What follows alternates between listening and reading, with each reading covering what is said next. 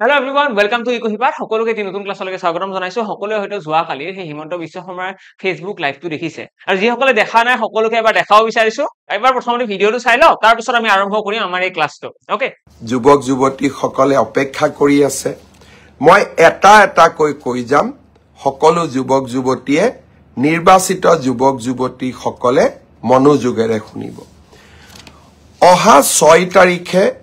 ৰাজ্য চৰকাৰৰ শিক্ষা বিভাগে প্ৰাথমিক শিক্ষাৰ শিক্ষক শিক্ষয়িত্ৰীসকলৰ চূড়ান্ত ফলাফল ঘোষণা কৰিব। অৰ্থাৎ আজি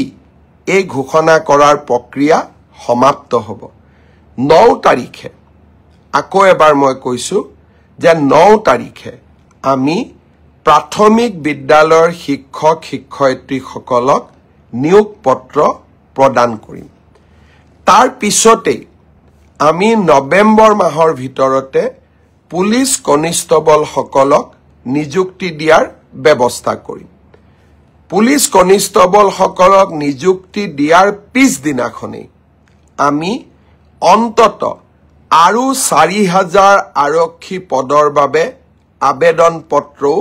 আহ্বান কৰিম। অৰ্থাৎ নিযুক্তিৰ পৰম্পৰা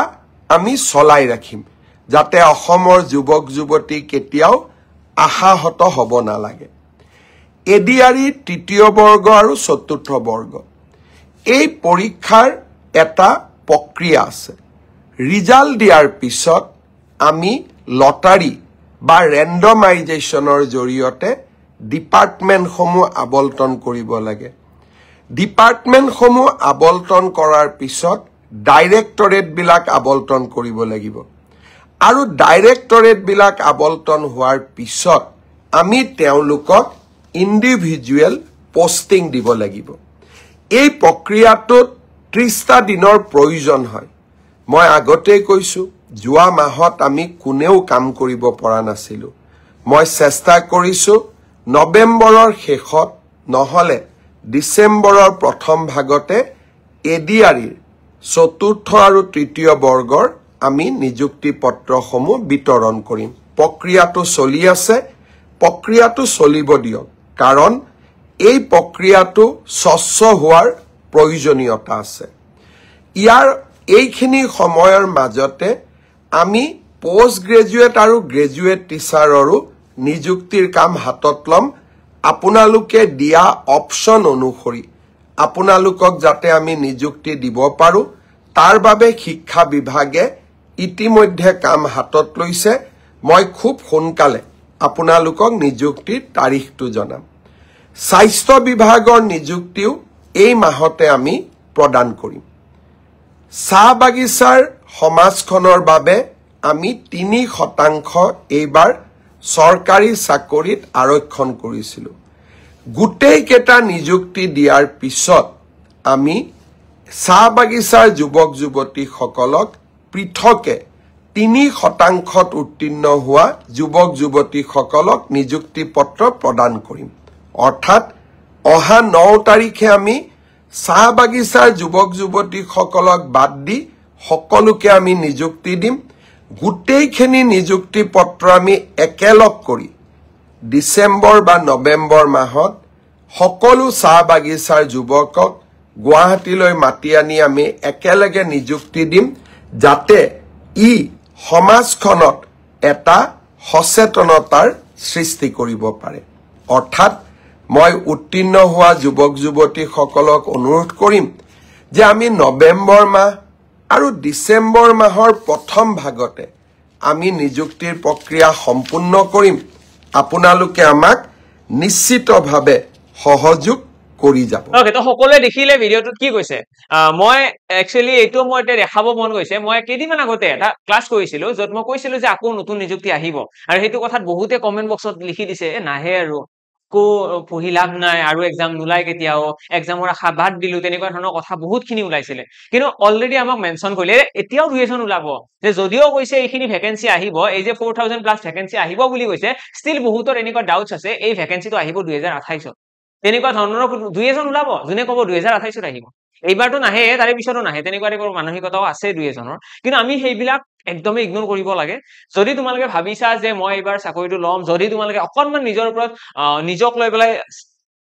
সিৰিয়াসনেস আছে তেতিয়াহলে তোমালোকে এতিয়াৰ পৰা পঢ়া আৰম্ভ কৰা এনেকুৱা নহয়বা যে আকৌ আহে আগৰ নিচিনাকৈ এক্সামৰ ডেট দিব প্ৰথমতে ফিজিক্যাল পাস কৰিম ফিজিক্যাল পাস কৰাৰ পাছত আমি পঢ়া ষ্টাৰ্ট কৰিম তেনেকৈ নহব ঠিক আছে তোমালোকে যদি আসাম পুলিচৰ এই এক্সামটো একদম কনফাৰ্ম কৰিব বিচাৰিছা একদম ষ্টাৰ্টিংৰ পৰা আৰম্ভ কৰা তোমালোকে প্ৰথমতে যেতিয়াৰ পৰা ফিজিক্যাল ষ্টাৰ্ট কৰিবা এতিয়া চাগে এক্সপেক্ট কৰি আছো মই সকলোৱে দৌৰা আৰম্ভ কৰি দিছে সকলোৱে ফিজিক্যালৰ কাৰণে প্ৰেক্টিস আৰম্ভ কৰি দিছে এতিয়া তোমালোকে সাইমালটেনিয়াসলি অলপকৈ পঢ়াও আৰম্ভ কৰিব লাগে এইটো কথা মই আগতেও মেনশন কৰিছো কিন্তু আজি স্পেসিফিক্যালি মেনশন কৰো কাৰণ অলৰেডি আমাক যোৱাকালি অকনমান এটা হিন্ট দিলে যে এক্সাম আহিব আৰু হিন্ট দিছে মানে আমি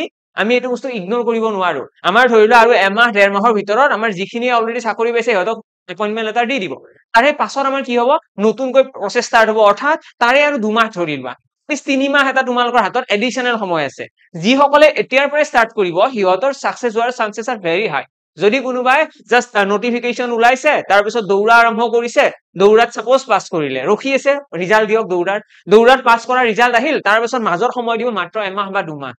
যেতিয়া তোমালোকৰ ফিজিক্যালৰ ৰিজাল্ট আহিব ন ফিজিক্যালৰ ৰিজাল্ট অহাৰ এমাহ বা 2 মাহৰ পাছতে এক্সাম হ'ব তো সেই এমাহ বা 2 মাহৰ ভিতৰত তোমালোকে কিমান পঢ়িবা তো সেইকাৰণে এতিয়াৰ পৰা পঢ়া আৰম্ভ কৰা কমকৈ পঢ়ি থকা বহুত বেছিও পঢ়িব নালাগে জাস্ট ৰেগুলাৰ বেসিছত 1 ঘন্টা 2 ঘন্টাকৈ পঢ়া আৰম্ভ কৰা আৰু যোৱাবাৰৰ যদি পেপাৰখনৰ কথা কওঁ ইমান ইজি পেপাৰ নাছিলে তো আমি অলপমান কনসেপচুৱেলি ভালদৰে চাবই লাগিব নিশ্চয় মই অতি সোনকালে মই আজি বৰ্তমান এইটো কথা তোমালোকক জনাই দিলো যে নিযুক্তি আহিব তোমালোকে কনফিডেন্ট থাকা তোমালোকে ভালদৰে পঢ়া আৰম্ভ কৰা এইটো সন্দেহত নাথাকিবা যে আহিব নে নাহে এই আহিব নে নাহে বুলা কোৱেশ্চনৰ এনসাৰ আমি পাই গলো নতুনকৈ ৰিক্ৰুটমেন্ট প্ৰসেস ষ্টাৰ্ট হ'ব নে নহয় এইটো কোৱেশ্চন আছিল ন ডাঙৰ কোৱেশ্চন এটা আছিল যে আহিব নে নাহে আৰু ভ্যাকেন্সি সেইটো এতিয়া আমাৰ ক্লিয়াৰ যে আহিব ভ্যাকেন্সি এতিয়া নেক্সট আমাৰ স্টেপ কি পঢ়া কেতিয়াৰ পৰা ষ্টাৰ্ট কৰিম আজি কৰিম কালি কৰিম নে এক্সাম যোৱাৰ পাছত কৰিম হয়নে তো মইতো ভাবো কালি ষ্টাৰ্ট কৰাতকৈ আজি কৰাই বেটাৰ ন সোনকালে মই এটা ভিডিও আকৌ এটা আপলোড কৰিম যেটো আমি সিলেবাসখন আৰু লগতে কেইটামান প্ৰিভিয়াস ইয়াৰ্স কোৱেশ্চন আলোচনা কৰিম তোমালোকে সকলোৱে সেই ক্লাছটো চাবা তোমালোকে ক'ত পাবা ন এই ক্লাছবিলাকৰ কথা মই অকমান মেনশন কৰি দিছো তোমালোকে মোৰ টেলিগ্ৰাম চেনেল মেথছ বাই নিৰ্মল স্যাৰ তোমালোকে হেতু টেলিগ্ৰাম চেনেলটো সাৰ্চ কৰিবা মেথছ বাই নিৰ্মল স্যাৰ বুলি টেলিগ্ৰামৰ আছে তাত গৈ পেলাই তোমালোকে মোৰ টেলিগ্ৰাম চেনেলটো জয়েন কৰি ৰাখিবা তাতেই মই শেয়াৰ কৰি দিম সেই যেটো নেক্সট ক্লাছ মই আপলোড কৰিম ইয়াৰে পাছত এটা ক্লাছ আমি আপলোড কৰিম